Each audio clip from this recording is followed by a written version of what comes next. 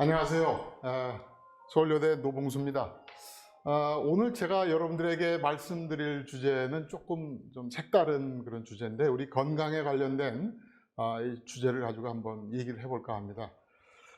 우리 사람들이 처음에 인류가 태어났을 때는 이제 네 발로 많이 걸어 다니고, 그러다가 멀리 보이는 먹이를 찾기 위해서 이제 일어서기 시작을 했고, 그거를 찾아서 가서 빨리 잡기 위해서 이제 막 뜀박질을 뛰기 시작을 했는데, 뛰다 보니까 몸에서 열이 나게 되는데, 몸에 털이 많다 보면 이 열이 빨리 식혀지지가 않아요. 그러다 보니까 점차 우리 몸속에 이 피부에 있는 털들이 하나씩 없어져서 오늘날 같은 우리 사람들이 이렇게 형성이 되어졌습니다.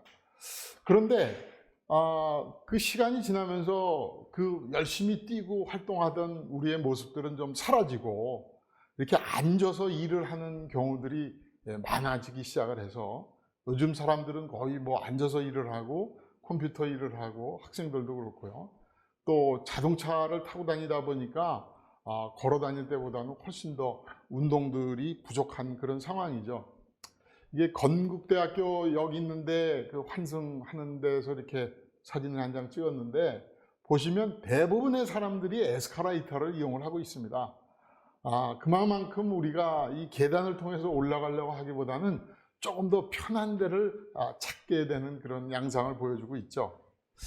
1950년도부터 2030년대까지를 쭉 이렇게 조사를 하고 예측을 해보니까, 우리가 일주일에 평균적으로 이렇게 움직이는 신체 활동을 하는 시간이 약 250시간에서부터 150시간으로 이렇게 줄어들었습니다.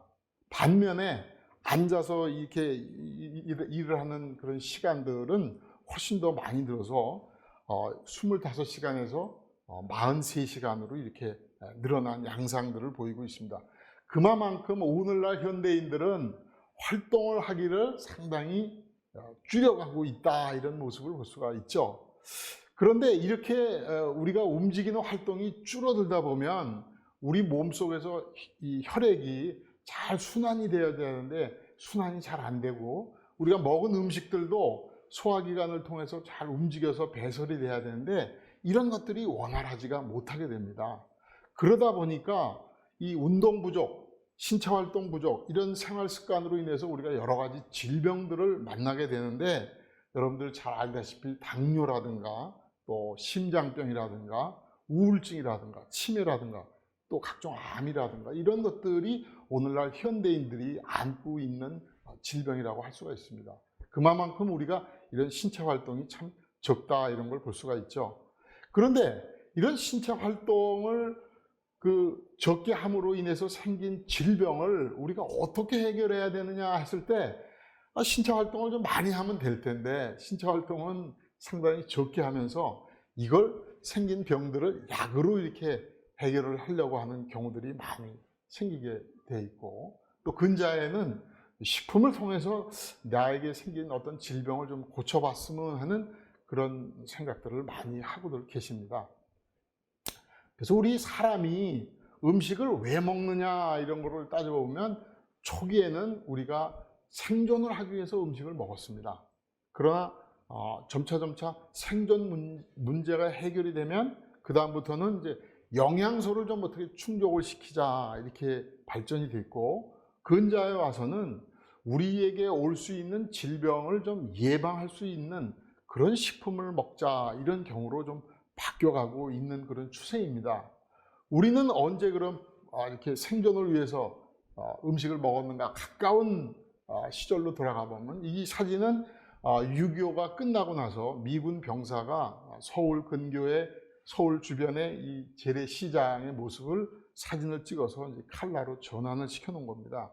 여러분들이 이게 보시면 우리 서울의 모습이 이랬을까라고 생각하지만, 그 당시는 우리가 그만큼 먹을 것들이 없고 상당히 헐벗고 굶주린 그런 시간이었습니다. 이 바닷가에서 이렇게 멍게나 성게 이렇게 잡을 수 있는 것들, 또 이 밭이나 산에서 우리가 재배할 수 있는 것들, 이런 것들을 위주로 해서 우리가 먹고 그랬습니다. 그러다 보니까 상당히 배가 고팠기 때문에 이런 거라도 먹어야 산다 해가지고 상당히 어렵게 생활을 했죠. 근데 이제 이렇게 배가 고프고 굶주린 허기에 찬 그런 사람들이 나이가 들어가면서 잘 먹어가지고 배가 나오고 비만이 되는 그런 경우가 전 세계 2000년 역사를 살펴봤을 때 딱 한 나라, 대한민국밖에 없답니다. 우리나라는 이렇게 헐벗음 속에서 굶주렸다가 또 어느 날 갑자기 너무 많이 먹어서 이 배불뚝이가 된 비만으로 발전된 아주 독특한 그런 경우가 되겠는데, 그만큼 우리가 문화와 산업들이 상당히 빨리 발전이 돼가지고 그런 양상을 보여줬다, 이렇게 볼 수가 있겠습니다.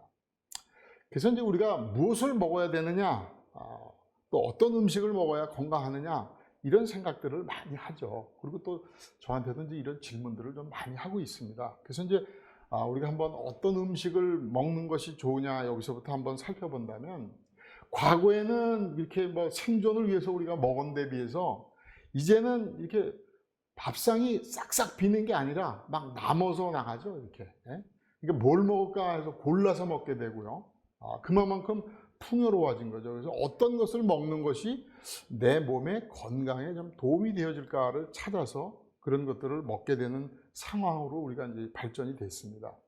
그런데 그럼에도 불구하고 많은 사람들이 이제 몸이 좀 허하다, 좀 기운이 없어, 이러면 좀 보약을 먹어야 되는 거 아니냐 하고 이렇게 주변에서 추천을 하고 또 실제적으로 이렇게 보약을 먹기도 하고 그렇습니다. 그런데 이제 임산부를 한번 예를 들어보면 말이죠.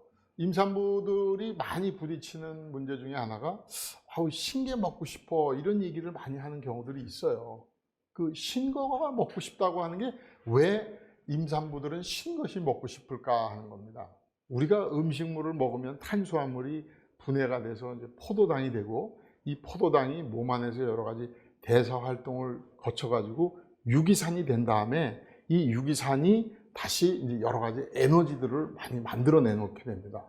그런데 이 임산부는 본인뿐만 아니라 뱃속에 있는 아이에게도 이 체온을 유지하기 위해서 열을 공급해 줘야 되고, 또 움직이는 데 필요한 에너지를 두 사람분을 갖다가 공급을 해 줘야 되니까 평소보다는 많은 에너지가 필요합니다. 근데 음식을 먹어가지고 에너지가 만들어지는 시간이 오래 걸리다 보니까 좀 더 빠르게 에너지화할 수 있는 그런 식품, 그런 것들이 유기산과 같은 신맛을 내는 식품들이에요. 그러니까 이제 신거를 찾는 것이죠. 또 이런 신맛이 있는 유기산들을 우리가 먹게 되면 이 임산부에게 가장 필요한 영양소 중에 하나가 칼슘 성분입니다. 뱃속에 있는 아이가 이제 이 뼈를 만들어야 되는데, 이 뼈를 만드는 데 있어서 중요한 것이 이제 칼슘 아니겠습니까? 그런데 이 칼슘의 흡수율을 보면 이 청소년 시절에는 한 50% 정도 됩니다. 그리고 이제 임산부가 되면 65에서 한 70%가 됐다가 점점 감소되기 시작해서 여성들이 폐경기가 지나면 10%에서 15%로 떨어집니다. 그러니까 우리가 칼슘 제제를 먹어서 골다공증을 좀 대비한다라고 열심히 먹지만 실제로 먹는 거에 한 10 내지 15%밖에는 내 몸에서 이용을 못한다, 이겁니다. 참 어렵죠. 그러니까 평소에 젊었을 때부터 우리가 이 칼슘 관리를 잘 해야 되는데, 먹는 것뿐만이 아니라 신체 활동도 활발히 해야 됩니다. 자, 이런 두 가지 에너지를 증가시키고 또 칼슘 흡수율을 높여주는 것은 누구에게 필요하냐 하면 바로 임산부에게 필요한 거죠.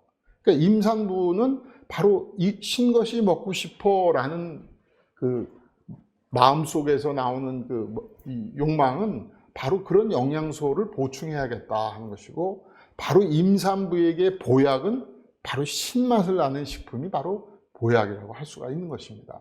그러니까 다른 십전대보탕이나 이런 보약을 먹는 게 중요한 게 아니라 내 몸속에서 필요한 영양소를 제때 공급해주면 그것이 보약이다, 이렇게 보시면 되는 겁니다.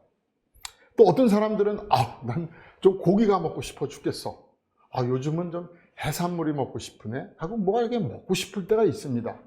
이제 중독이 되어진 경우를 말고 이렇게 뭐가 먹고 싶다고 하는 것은 바로 그 사람에게 그 순간에 보약이 된다, 이겁니다. 우리 장 속에는 말이죠, 이 뇌의 신경세포가 약 한 1억 개가 있어서 우리 영양 상태에 대해서 부족한 것을 충족시켜 주기 위한 메시지를 빨리빨리 전달을 해줍니다. 그러니까 우리가 고기가 먹고 싶어 하는 얘기는 고기야말로 지금 나에게 꼭 필요한 영양소다, 이런 것을 우리들에게 던져주고 있는 것입니다. 그러니까 우리가 평상시에 뭐가 먹고 싶다고 하는 것은 열심히 먹어주시면 그 순간에 여러분들에게 그것이 보약이 된다, 이겁니다. 따로 보약을 찾을 필요가 없어요.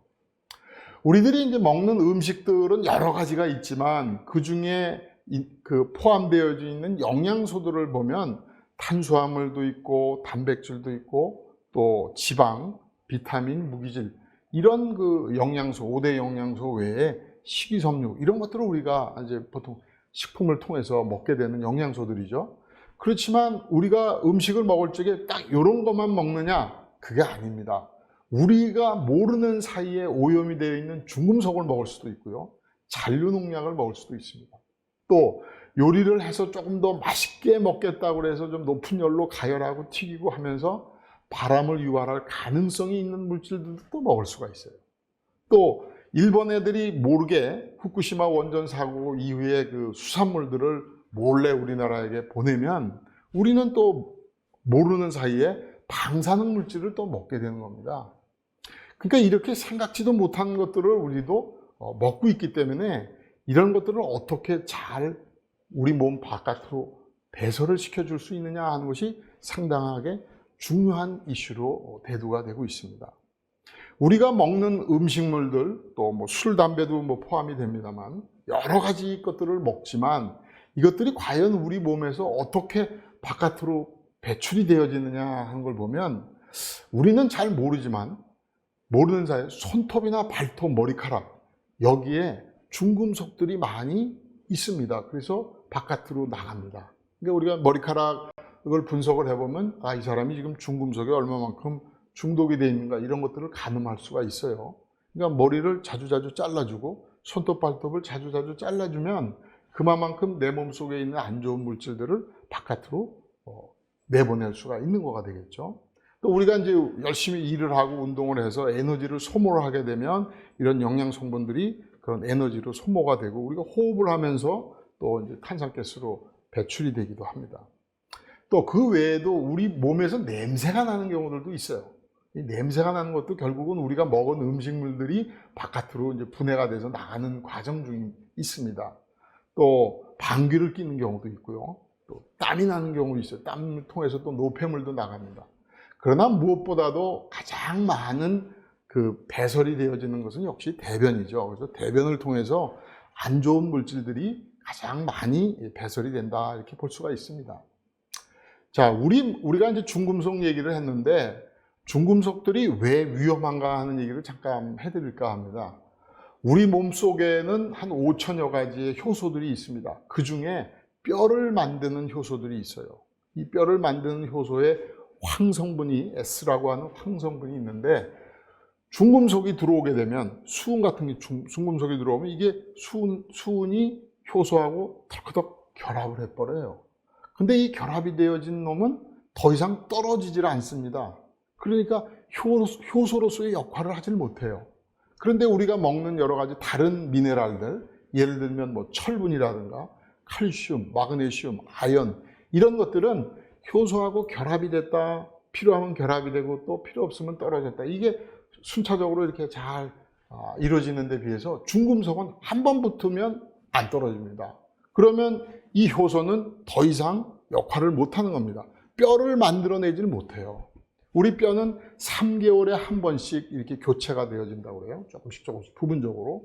이 물렁뼈도 그렇고 여기 물렁뼈도 생기고 또 이 단단한 뼈들도 이렇게 교체가 되어지고 이런 현상들이 일어나는데, 뼈를 만드는 효소가 그 역할을 못하게 되면 어떤 현상이 생기느냐, 이런 현상이 생기는 겁니다. 이 사진은 1950년대 일본의 이 재련소가 있는 근처에 바닷가 쪽에 이 재련소에 나오는 중금속 폐기물을 먹은 해산물, 그 해산물을 먹은 어촌 마을의 사람들이 먹고 나타난 증세입니다. 그래서 이 손가락이 정상적으로 우리와 같은 모양, 형태를 이루지 못하게 되는 거예요. 왜냐? 조금 전에 말씀드린 것처럼 이 뼈를 만들어주는 효소들이 제 역할을 못하기 때문에 이런 현상이 생기는 겁니다.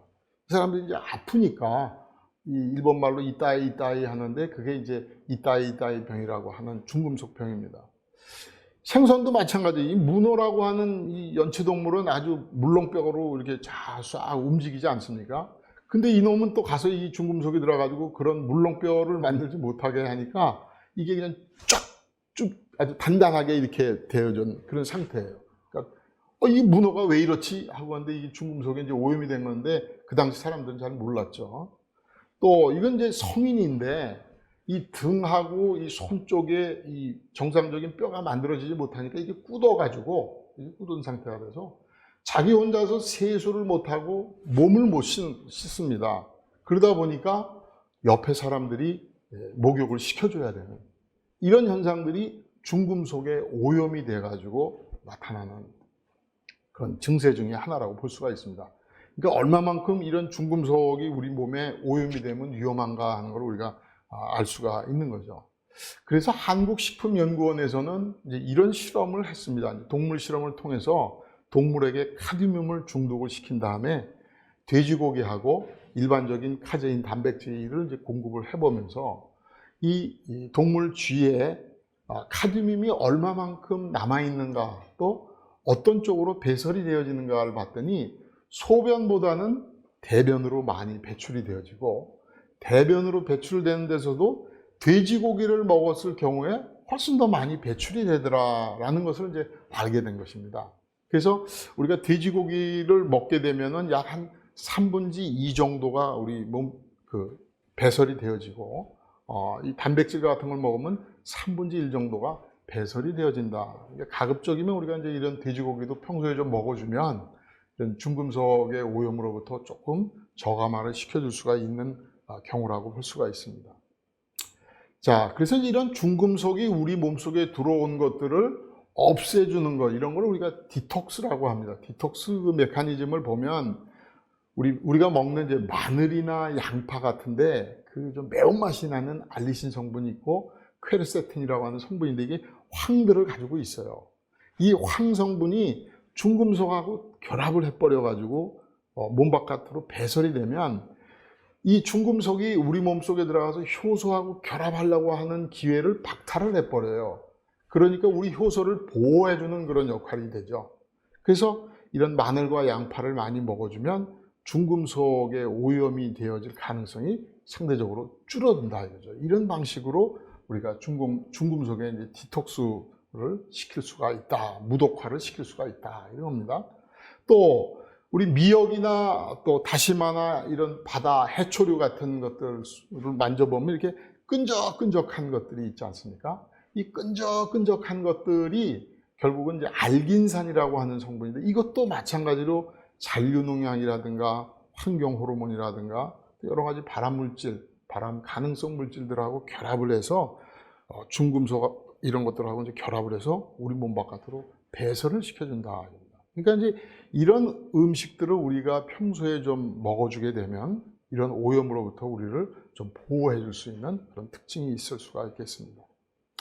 근데 이제 우리 몸 속에서는 여러 군데 이제 혈액이 흐르다가 어떤 염증이 생기고 거기를 고치고 하다 보면 노폐물들이 이제 형성이 돼서 이 노폐물도 몸 바깥으로 빼줘야 되고 우리가 먹은 음식물 속에 있는 분해가 안 된 물질들이나 또는 지금 얘기한 다른 유해 물질하고 이렇게 결합한 것들이 대변을 통해서 이렇게 바깥으로 배설이 돼야 되는데 이런 것들이 이제 빨리빨리 배설이 되어지면 건강하죠. 그런데 이것들이 잘 배설이 안 되고 오랫동안 머무르게 되면 우리 몸속에서는 안 좋은 가스 성분들이 나옵니다. 암모니아 가스도 나오고 아민 가스도 나오고 여러 가지 유해한 가스들이 나와요. 아마 여러분들 혹시 그런 거를 요즘은 좀 경험하기가 쉽지 않지만 시골에 가서 재래식 화장실에 들어가서 한 10분만 있으라고 그러면 그냥 못 견디고 튀어나옵니다. 왜? 그 변 속에 있는 이런 유해한 그 가스들 때문에 도저히 감당이 안 되죠. 근데 이런 것들이 우리 뱃속에 있게 되면 오랫동안 있게 되면 장막을 통해서 다시 흡수가 되어져서 우리 몸으로 퍼져서 여러 군데 가서 건강을 해칠 수 있는 그런 요인으로 작용을 하게 되는 겁니다. 그러니까 이런 유독물질을 어떻게 하면 빨리 몸 바깥으로 배설을 시켜주느냐 하는 것이 사실은 상당히 중요한 문제라고 볼 수가 있습니다. 근데 그런 역할을 해줄 수 있는 좋은 것이 있으니까 이제 여러분들에게 소개를 드리는 겁니다. 뭐냐? 과일과 채소다. 과일과 채소에는 식이섬유가 상당히 풍부해요. 그래서 이 식이섬유가 우리 몸속에 있는 중금속이라든가 노폐물이라든가 여러 가지 안 좋은 물질들하고 결합을 해서 몸 바깥으로 배설을 시켜주기 때문에 우리를 건강한 상태로 유지를 할 수 있게끔 유도를 해준다 이거죠. 그렇기 때문에 이런 신속한 배변 활동을 위해서는 우리가 평소에 과일과 채소를 좀 평소보다도 좀 많이 섭취를 해주는 것이 바람직하다 이렇게 얘기를 할 수가 있습니다. 그런데 앞에서도 얘기를 했지만 이런 유해 물질들을 안 먹게 되면 빨리빨리 배설이 되면 그만큼 우리가 건강해지는 거고 또 경우에 따라서는 암으로부터도 우리가 좀 자유스러워지는 그런 거가 되는데 미국의 국립암연구소에서 그런 연구를 해봤어요. 전 세계 사람들을 대상으로 해가지고 어느 사람들이 가장 오래 사는가 또 어느 사람들이 건강한가 또 암에 안 걸리는가 이거를 이제 조사를 해가지고 그 사람들이 그럼 과연 무엇을 먹고 있는가 한 50가지를 선정을 해가지고 왔습니다.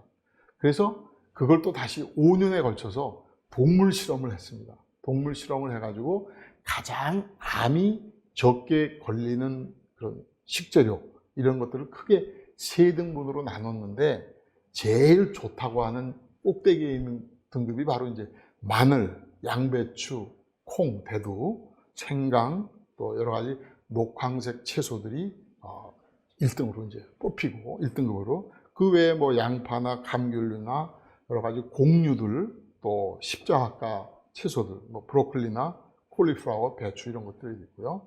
그 다음에 이제 뭐 귀리, 뭐 로즈마리, 오이, 감자, 견과류 뭐 등등 여러 가지가 있습니다. 그래서 이 미국의 국립암연구소에서는 미국 사람들이 가급적이면 이 그림 안에 들어있는 식재료들을 많이 드시고 특히 이 꼭대기에 있는 것들을 좀 드시면 암으로부터 좀 자유스럽다 이런 것들을 권고를 해줬죠. 그렇기 때문에 우리도 마찬가지로 이제 먹으면 좋은데 이 마늘은 뭐 우리 대한민국 사람은 우리 조상 때부터 이렇게 쭉 먹어왔던 거 아니겠습니까?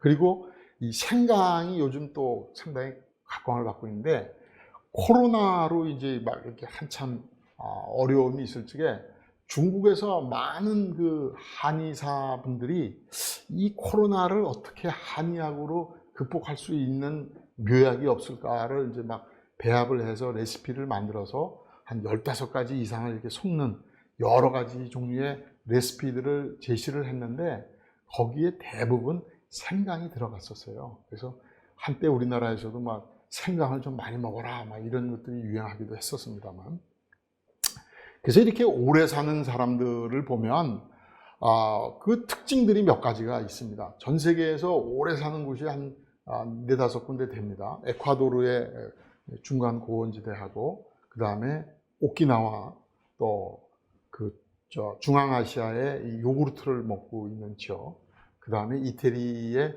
샤르데니아 이런 지역들인데 여기는 한결같이 공기가 좋고 물이 참 깨끗해요. 그래서 좋은 공기와 좋은 물을 마시는 사람들이 좀 오래 산다. 근데 이게 보통 해발 한 600에서 한 800m 높이에 있는 지역들입니다. 그리고 우리는 이제 보통 요즘 다들 일들을 하느라고 바쁘니까 냉장고에다가 일주일치 시장을 봐가지고 갖다 집어넣고 먹긴 하는데 그거보다는 그때그때 신선한 음식을 드시고 발효식품들을 꼭 드시더라 이겁니다. 그리고 마음들이 편안해요. 마음들이 편안해서 스트레스를 적게 받는 거죠. 그 다음에 신체 활동을 하는 일을 합니다. 그 이태리에 시실리 섬이 있고 시실리에서 서북쪽으로 더 가면 샤르데니아라고 하는 섬이 있는데 전 세계적으로 장수촌의 특징은 여성 남성의 비율이 8대2로 남성들이 적습니다. 근데 이 샤르데니아 지역은 2대1로 남성들이 상당히 많이 있어요. 그런데 100살이 넘은 사람들도 거기서는 거의 청년급에 해당이 됩니다. 그래서 자네 저기 저 양들 데리고 저 산에 가서 좀 먹이고 오게나 풀들 먹이고 오게나 하면 예 하고 올라가는 사람이 100살이 넘는 사람들이에요. 그러니까 그만큼 건강하게 활동을 하고 맑은 공기, 물 먹고 발효식품들을 먹고 있더라 이거죠. 이 발효식품이 상당히 중요한데 우리 한국 사람들은 또 오래 조상 대대로 이렇게 발효식품들을 또 많이 먹어왔습니다.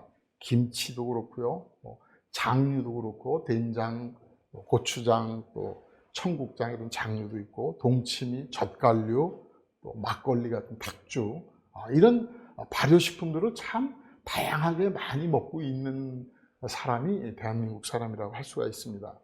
그런데 이 발효식품이 왜 중요하냐 하면 우리가 이제 어떤 식품에 영양소가 이렇게 좋다고 하는 게 알려져 있지만 사실 그 식품을 먹어서 그 식품 속에 있는 영양소를 다 이용하지는 못해요. 왜냐? 그거를 다 이용을 하려면 분해를 해야 되는데 분해를 시켜줄 수 있는 효소들이 우리 뱃속에 없는 경우들이 있습니다. 그래서 이런 발효를 하게 되면 사람들 대신에 미생물들이 이런 거를 분해를 시켜서 우리가 평소에 이용하지 못하는 그런 그 생리활성 물질들을 우리들에게 제공을 해주는 겁니다. 그러니까 우리는 훨씬 더 건강해질 수가 있죠. 그리고 또 나이가 들면 이제 소화력이 상당히 떨어져요. 몸속에서 효소 만드는 능력들이 떨어지니까 세 끼를 먹던 사람들이 두 끼 먹고 두 끼 먹던 사람들이 한 끼만 먹어요. 왜? 위에서는 아직도 음식이 그냥 남아있거든요. 그러다 보니까 소화력이 이제 떨어지는데 이 발효식품 속에는 미리 미생물들이 다 분해를 해서 우리가 먹으면 바로 소화 흡수될 수 있게끔 해주니까 발효식품이 이래서 상당히 중요한 겁니다.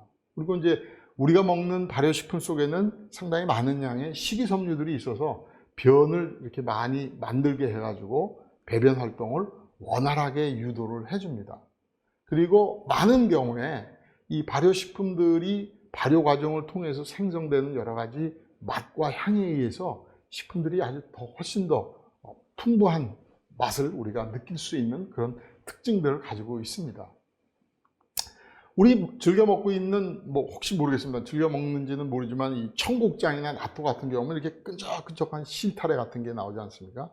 이것도 이제 발효 과정을 통해서 생기는 건데 이것들이 이제 우리 위의 점막을 보호해주고 간도 튼튼하게 해주고 고혈압을 예방시켜주는 아주 좋은 그런 영양식품이라고 할 수가 있습니다. 우리가 한국 사람들이 많이 먹는 것 중에 하나가 이제 김치인데 이 김치를 한번 이제 분석을 해봤습니다. 그래서 김치를 만들 때 우리가 재료로 들어가는 게 10가지 이상 들어가는 데도 있고 합니다만 4가지만 선택을 해봤어요. 마늘, 생강, 쪽파, 고춧가루. 그 다음에 가장 많이 김치 속에 있는 그 젖산균, 유산균을 류코노스톡 메센토로이드라고 하는 유산균을 넣어서 이제 김치를 담가봤는데 이 재료 자체가 갖고 있는 암세포 억제율이 29%에서 47%까지 상당히 높아요. 그런데 김치를 만들어서 숙성을 하니까 발효를 시키니까 이게 거의 50%에 육박을 하더라 이겁니다. 위암세포를 대상으로 했습니다. 근데 우리가 이제 위암에 걸렸을 때 약으로 먹는 것 중에 하나가 시스플라틴이라고 하는 성분이 있는데 이 시스플라틴 성분이 암세포 억제율이 79%예요. 그러니까 약 한 80%, 50%, 80%, 80%짜리를 먹고 낫지 왜 50%를 먹어? 사람들은 그렇게 생각을 하죠. 그렇지만 이 항암제라든가 항암 치료를 받아보신 분은 알겠지만 암세포만 가서 죽이는 게 아니잖아요. 우리 몸속에 건강한 세포, 암세포 주변에 있는 놈들도 그냥 다 초죽음 상태로 만들어가지고 머리카락이 빠지고 또 눈썹도 빠지고 또 음식을 먹으면 막 토하고 아주 힘이 없어서 축 늘어져 있고 면역력도 떨어지고 이런 것들이 이제 항암제들이 갖고 있는 특징 중에 하나입니다. 그런데 조금 그거보다는 퍼센테이지가 낮을런지는 모르지만 그래도 50%까지 육박하는 김치는 아무런 부작용이 없다는 거죠. 그러니까 우리가 김치만 먹어도 위암에 걸릴 확률을 반으로 줄일 수 있다 이렇게 보시면 돼요. 이렇게 김치가 발효 과정을 통해서 우리들에게 좋은 것들을 제공을 하고 있습니다. 요거는 이제 김치가 또 외국 사람들이 이제 연구를 해서 발표한 건데 패스트사이드 하면 이게 잔류농약입니다. 잔류농약을 디톡스화시키는, 무독화시켜줄 수 있는 식품이 뭐가 있느냐? 김치다 해가지고 그거를 이제 연구해서 외국 사람들이 이제 발표한 겁니다. 그러니까 김치 속에 이런 기능들이 있다는 거를 이제 보여드리는 거가 되겠고요. 이 콩도 우리가 사실은 영양소가 가장 풍부한 그런 식품이다라고 이제 많이 알려져 있죠. 그래서 사람들이 이제 콩을 많이 먹긴 하는데, 콩을 우리가 먹으면 콩 속에 있는 영양소의 약 40%만 흡수를 하고 60%는 그냥 배설이 돼버려요. 영양소가 그냥 빠져버리는 겁니다. 여러분들 혹시 콩나물 비빔밥 같은 거 드시고 다음날 변을 보신 다음에 한번 이렇게 봐보세요. 거기 보시면 콩나물 머리가 그대로 있어요. 여러분들 꼭꼭 씹질 않아서 그렇지만 콩나물 머리 속에 있는 영양성분들은 그대로 안 먹고 빠이빠이 하는 겁니다. 그런데 이런 콩을 갖다가 우리가 발효를 시켜서 된장을 만들어 보니까 여기에 영양소 80%를 우리가 다 흡수를 하고 이용을 하더라. 그리고 간장으로 만들어 보면 95%를 이용을 할 수가 있다. 그러니까 발효라고 하는 것이 우리가 먹는 그 식품의 영양소를 최대한으로 흡수할 수 있게끔 유도해 준다, 이렇게 보시면 됩니다. 그런가 하면 우리가 김치도 먹으면 이제 쉬어지지 않습니까? 시큼해지죠. 또 다른 것들도 이렇게 많이 쉬어지는데, 쉬어지는 것은 여러 가지 이제 유기산들, 젖산 이런 것들이 나오는데, 그럼 pH가 낮아져요. pH가 낮아지면 그 안에 머물 수 있는 유해한 균들이 자라기가 어려워집니다. 다시 말해서 상하지를 않게 돼요. 그러다 보니까 이게 저장성이 상당히 좋아지고, 또 어떤 경우에는 그 안에 있는 유해한 물질들이 그 독성이 없어지는 그런 역할들을 가져오게 되는 겁니다. 그러니까 발효식품이 너무너무 좋죠. 저도 이제 보고 요리를 참 좋아하는데, 보고는 아주 조심스럽게 조리를 해야 되는 거죠. 여기 이제 독이 테트라토톡신이라고 하는 독이 있는데, 이거를 잘못 먹게 되면 우리 하반신이 마비가 되는 아주 치명적인 질병을 가져올 수가 있습니다. 그런데 이 독소 성분이 근육 쪽에, 머슬 쪽에는 뭐 별로 없고, 어디에 있느냐면 생식기 쪽에 있습니다. 근데 이 생식기 쪽을 잘라내는데 피가 나고 뭐 할 때 이게 퍼지게 되면 그 독소 성분들이 이제 보고에 퍼지게 돼서 우리가 잘못 먹을 수가 있기 때문에 자격증이 있는 사람이 이걸 잘 핸들링을 해야 되는 거죠. 그런데 이 생식기를 발효를 시켰더니 독이 아주 무독화돼서 거의 1% 이내로 이렇게 줄어들게 되는 거죠. 그러니까 이게 발효라고 하는 것들이 우리가 사람이 먹어서는 좀 위험한 것들을 위험하지 않게 만들어주는 또 좋은 역할도 하고 있다는 겁니다. 또 다른 예를 들면, 우리 이제 봄철에 매실이 많이 나오지 않습니까?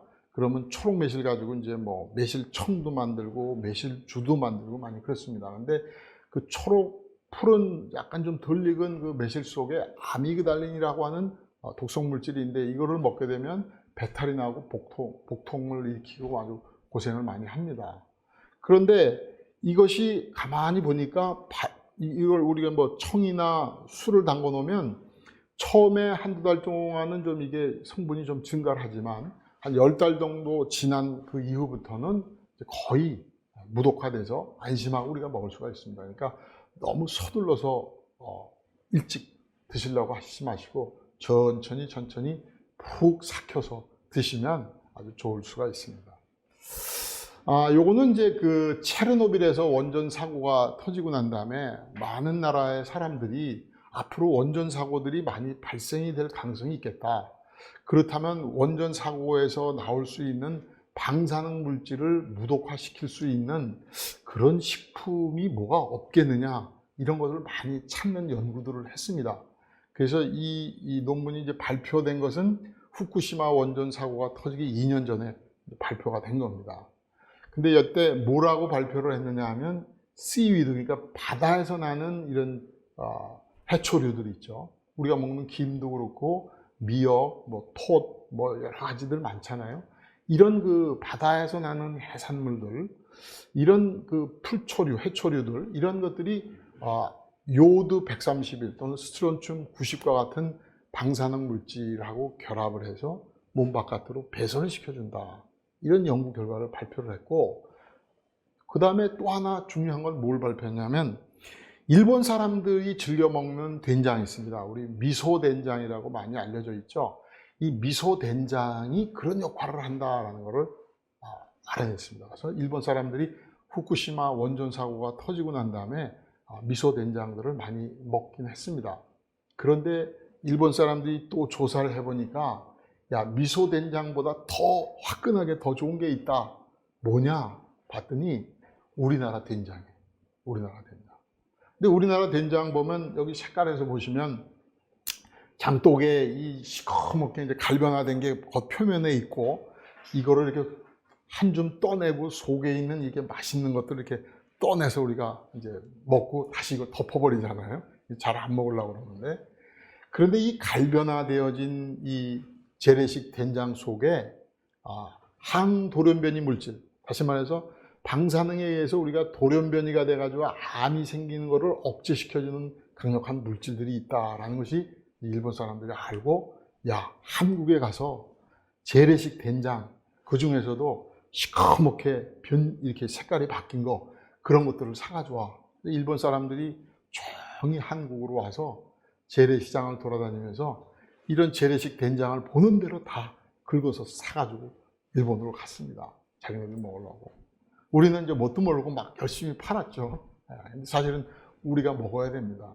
우리도 이제 뭐 알게 모르게 그런 이제 방사능에 조금씩이라도 이제 노출이 되기 시작을 하니까, 또 앞으로 또 이제 또 뭐 샨샤댐이 또 무너지게 되면은 또 샹하이 근처에 원자력 발전소가 상당히 위험하고, 요번에 비로 인해 가지고 영변 북한의 그 우라늄 농축해주는 거기 시설이 또 물에 차 가지고 방사능 물질이 유출될 가능성이 있다 하는데, 서해안으로 이제 내려올 가능성이 있을 텐데, 그런 거에 대비한다면 우리가 이제 이런 것들을 평소에 좀 먹어주면 방사능으로부터 우리를 좀 보호해 줄 수 있는데 도움이 되겠다는 겁니다.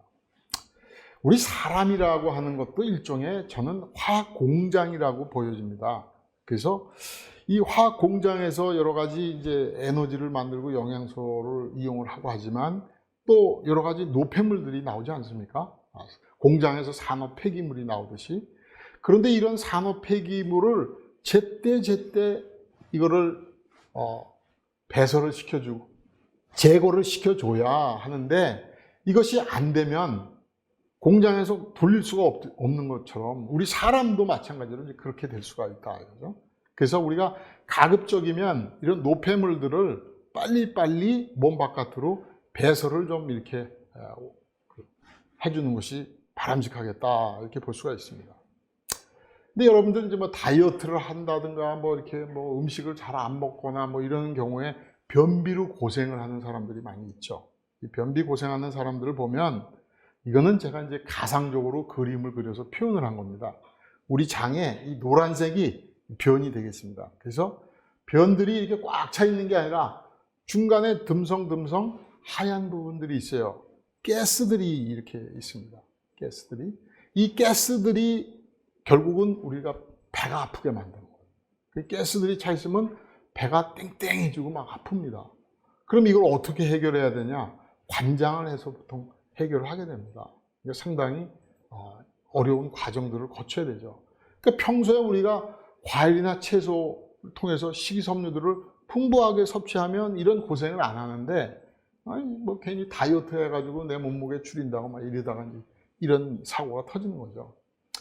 그 1960년대에서 70년대로 올 적에 아폴로가 이제 달나라에 갔죠. 그때 미국의 우주 비행사들이 달나라를 갔다 오는 동안에 이 변 문제를 어떻게 해결해야 되느냐를 상당히 고민을 했습니다. 그래서 변의 양을 좀 줄이려고 한다면, 그러면 조그만 알약 같은 걸 하나 개발을 해가지고 우리가 하루에 먹어야 될 영양소를 이 한 알에다가 다 농축을 해가지고 그것만 딱 먹으면 뭐 구태여 변을 볼 필요가 없지 않느냐, 이런 생각을 한 겁니다. 아주 좋은 아이디어죠. 그래서 이제 그걸 그렇게 먹고 보니까 어떤 문제가 생기느냐, 변이 발생이 안 되니까 장이 달라붙기 시작을 하는 거예요. 장 속에는 우리 몸 속에 그 면역세포의 70%가 있습니다. 그러니까 이 장이 이게 달라붙으면 정상적인 활동을 못하게 되니까 몸이 건강한 상태를 유지하기가 어려운 거예요. 그래서 비싼 돈을 들여서 달나라를 보내는데 중간에 병이 나버리면 이게 뭐 합니까? 야, 안 되겠다. 변을 보는 방향으로 하고, 변을 보는데 그 변을 우리가 어떻게 처리할까? 이쪽 방향으로 다시 또 연구를 해가지고 이제 문제를 해결을 했던 적이 있습니다. 그래서 여성들이 상당히 많이 이제 다이어트에 관심을 가지고 뭐 적게 먹으려고 하는데, 적게 먹더라도 식이섬유를 풍부하게 섭취를 해야 돼요. 변을 많이 이렇게 만들어서 우리가 배설을 해줘야 장이 건강하고 그 속에 있는 면역 세포들이 활발하게 활동을 해서 우리가 건강을 유지를 할 수가 있는 겁니다. 이게 이제 소장의 모습을 보여주고 있는데, 요 솜털 같은 부분들이, 요것들이 이제 소위 말하는 육모로 영양 성분들을 흡수해 주는 겁니다. 그러니까 여기에 이제 우리가 음식물이 좀 분해가 안 된 것 또는 변 같은 것들이 이렇게 쭉 내려오다가 어디에 가서 붙어 있으면 그 부분에서는 영양 성분들이 흡수가 잘 안 되는 거죠. 그래서 우리가 이제 내시경을 하면, 이건 위내시경이나 이제 직장 내시경 이런 걸 하면 이런 모습이 온다. 이게 저의 위내시경 결과입니다. 깨끗하죠. 깨끗하면 영양 성분들이 잘 흡수가 될 수가 있어요.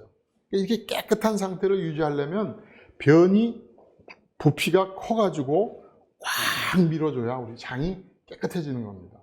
그래서 우리가 이 식이섬유를 풍부하게 먹어야 되는 이유가 그런 것이라고 보시면 됩니다. 그렇다면 이제 나에게 맞는 음식이 뭘까? 이런 문제로 한번 다시 돌아와 보면, 나의 건강 상태를 대변해 줄 수 있는 음식, 그건 어디서 찾으냐? 대변에서 찾아야 됩니다. 대변해 줄 수 있는 음식을 대변에서 찾자. 그래서 저는 변일기를 쓰자, 이런 캠페인을 벌이고 싶습니다. 우리 학생들에게도 이제 이런 과제를 내주는데, 변일기를 어떻게 쓰느냐?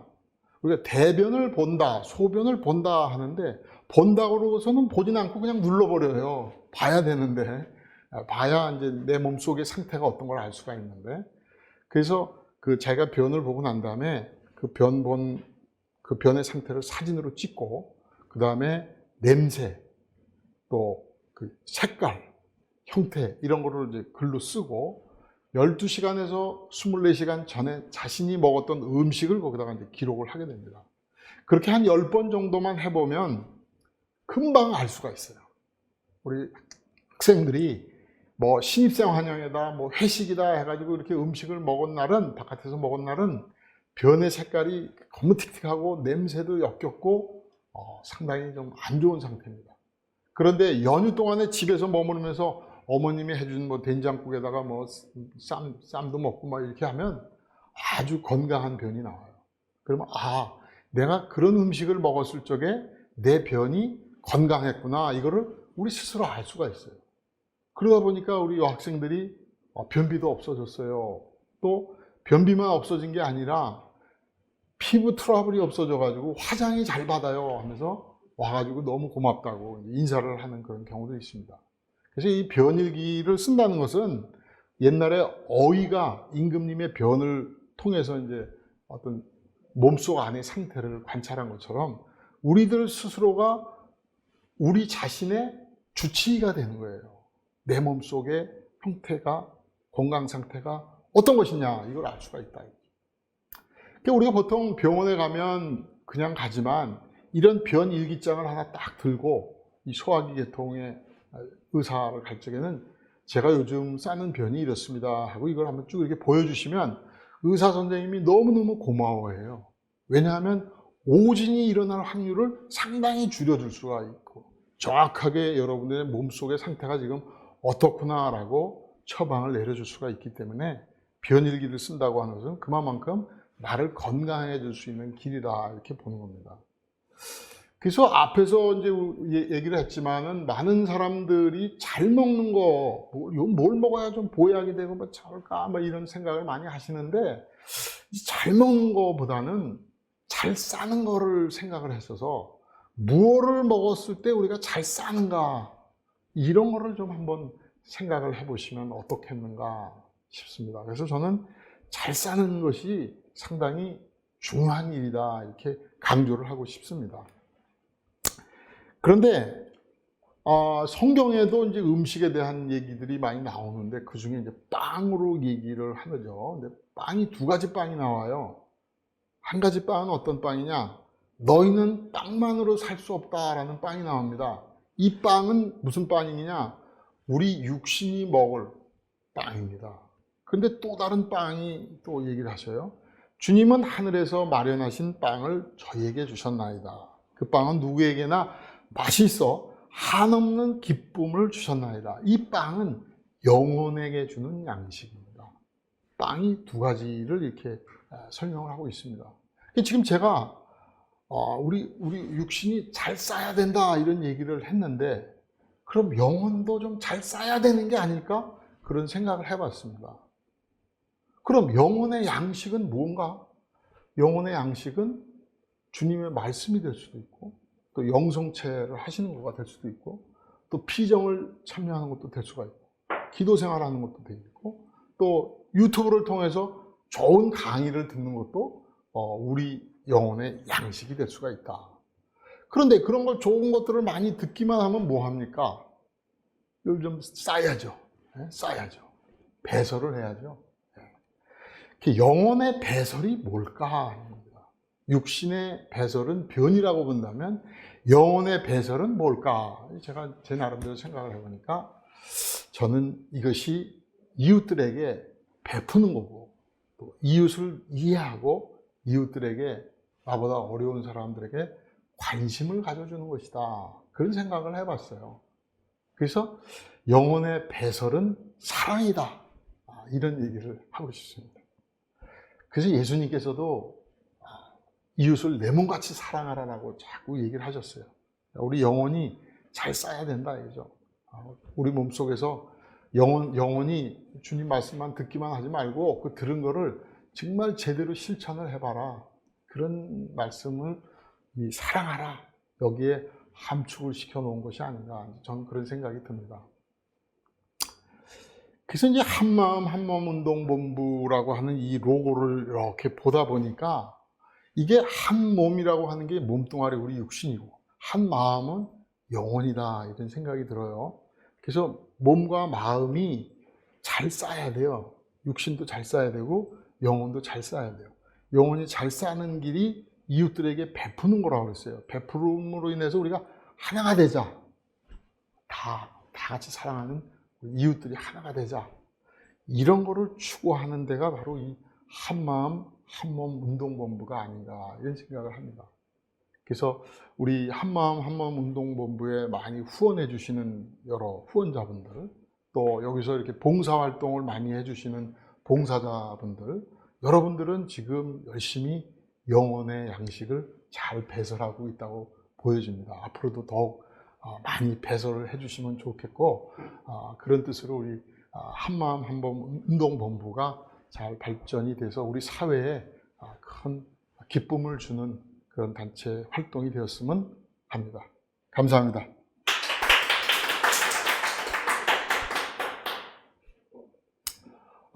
뭐 이렇게 제가 하는 동안에 이제 질문이 좀 몇 가지가 들어왔는데요. 어떤 게 들어왔냐면 프로바이오틱스와 프리바이오틱스를 같이 먹어야 하나요? 그런데 예, 같이 먹는 것이 좋습니다. 그러니까 프로바이오틱스는 우리 몸속에 있는 유익한 균들을 얘기를 하고 프리바이오틱스는 그 균들이 먹는 먹입니다. 근데 이제 우리가 먹는 음식 속에서도 물론 이 프로바이오틱스의 먹이가 될 수 있는 것들이 있습니다. 그렇지만 그런 것들이 어느 정도 이렇게 분해가 되어져야 시간이 이제 걸리니까 그런 것들을 좀 이렇게 단축하는 의미에서는 프로바이오틱스하고 프리바이오틱스를 같이 먹는 것이 좋을 수가 있다고 보여집니다. 그래서 같이 드시면 좋을 것 같습니다. 두 번째 질문은 건강즙을 먹고 있는데 이게 흉내만 낸 건지 성분이 잘 들어가 있는지 모르겠네요. 고용분 함량이 어느 정도여야 할까요? 이거는 단정적으로 얼마 돼야 됩니다 라고 얘기하기는 어렵습니다만 건강즙이 이제 뭐 어떻게 만드는 건강즙인지는 모르지만 예를 들어서 우리가 과일이나 또는 약초나 이런 거를 가지고 설탕에 많이 재워 놓는 경우들이 있습니다. 이제 그렇게 되면 이 설탕이 그 소위 말해서 삼투압에 의해서 과일이나 약초 속으로 들어가게 됩니다. 그러면 그 안에 있는 유용한 물질들, 생리활성 물질들이 바깥으로 나오게 돼요. 그래서 이 밖으로 나온 거를 우리가 이제 먹게 되는 것이죠. 근데 얼마만큼 고용분이 되어져야 되느냐, 그거는 설탕이 얼마만큼 들어갔느냐에 따라서 얼마만큼 나오느냐, 이런 차이들이 있을 수 있고, 또 약초나 과일들이 갖고 있는 좋은 성분들이 얼마만큼 있느냐에 따라 좀 다르죠. 그러니까 여러분들이 그냥 어떤 일정한 양을 선택을 해서 드시다가 커다란 변화를 좀 못 느끼신다 그러면 조금씩 양을 좀 늘려가면서 내 몸에 맞는 양을 스스로 좀 찾아야 되지 않을까, 이런 생각이 듭니다. 또 일반 효소액들이 그냥 설탕물이라는 얘기가 있는데 효소액 먹어도 되나요? 예, 그 방송에서 이제 이런 것들이 좀 잘못 전달이 되어진 경우들이 많이 있는데, 조금 전에 얘기한 것처럼 우리가 이제 설탕에다가 재워 놓으면은 그 속에 있는 좋은 성분들이 바깥으로 나옵니다. 근데 이 성분을 일반 사람들이 무엇인지 잘 모르니까 어느 날 갑자기 효소라는 이름을 붙여서 뭐 산야채 효소다, 더덕 효소다, 뭐 인삼 효소다, 이런 말들로 많이 이렇게 간단하게 표현을 했는데 사실은 효소는 아닙니다. 효소는 아니고요. 효소는 생명력이 있기 때문에 그렇게 만들어서 액상으로 돼 있으면 이것이 이렇게 유통되는 과정 중에 죽어버릴 수가 있어요. 생명이 열을 받으면 죽고 또 시간이 지나면 또 죽고 그렇습니다. 그래서 그 분말로 보통 냉동 건조를 해놔야 오랫동안 우리가 이제 먹을 수가 있거든요. 그래서 그거는 효소는 아닌데, 효소는 아니고 이제 설탕물이다라고 하는데, 설탕에 이렇게 재우는 청이라고 그러는 거죠. 아까 얘기한 것처럼 매실청, 무슨 더덕청, 이런 청이라고 볼 수가 있겠고, 거기에는 설탕이 많이 함유가 돼 있죠. 그래서 그 당뇨라든가 이런 설탕을 좀 많이 먹으면 안 되시는 분들이 있잖아요.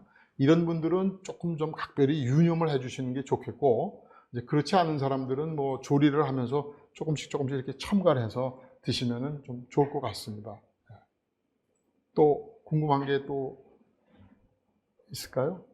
식초 희석액이 좋다고 먹으라고 하던데 좋은 것인지요?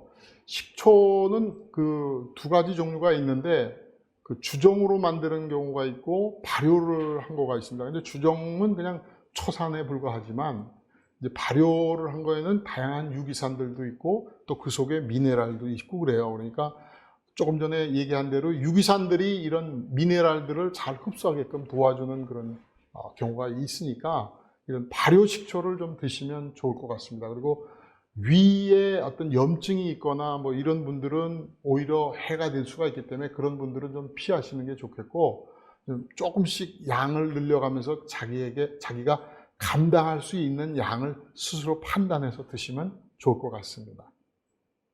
네, 감사합니다.